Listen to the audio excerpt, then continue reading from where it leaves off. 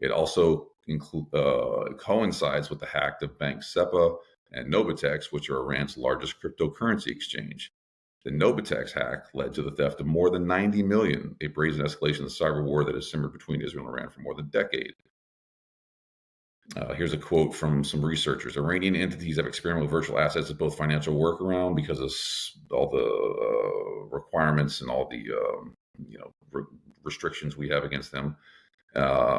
This includes the proliferation of advanced weapons technology and funding, etc. This latest incident highlights how crypto exchanges, once peripheral to conflict, are increasingly becoming strategic targets for geopolitical actors. Totally agree. Yep.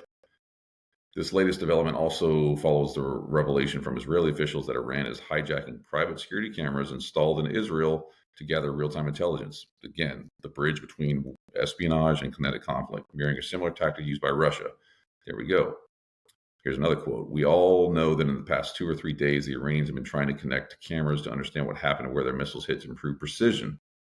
This is from the National Cyber Directorate for Israel. Cybersecurity firm Radware said nearly 40% of all hacktivist DDoS activities have been directed against Israel since the onset of the latest flare-up.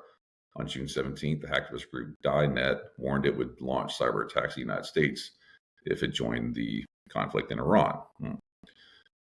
The message has been amplified by other groups like Arabian Ghost, Silnet Gang, Team Fearless, etc.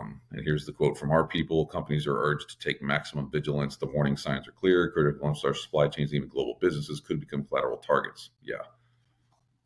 So yes, this is very interesting and problematic. In a two-part analysis, CloudSec said more than 35 distinct pro-Iranian groups have launched coordinated attacks against Israeli infrastructure, as opposed to only less than half dozen pro-Israeli groups engaging in hacktivist activity. Predominantly, it's DDoS attacks, website defacements, claim data breaches, etc., etc. Most significantly, these recent attacks maintain the same pattern of exaggeration and disinformation that's characterized the broader hacktivist ecosystem, with groups continuing to take credit for unrelated service outages, recycle old data leaks, and inflate damage claims for media attention. So, point being, what you are seeing going on in Ukraine and Russia and Israel and Iran, that is what warfare looks like for the foreseeable future. We don't know which way is up. No one knows what reality or the truth is. And you're having to deal with the kinetic impacts of missiles. At the same time, you're dealing with the geopolitical, economic, societal impacts of manipulation of the media, manipulation of reality, manipulation of the electronic battle space, etc. It is a very, very crazy place that we find ourselves in. So be aware, and I hope that our folks are, ahead of the curve on this, because it is genuinely concerning that we are here. We have totally jumped the shark. Everyone has basically said, cool, cyber is the first action.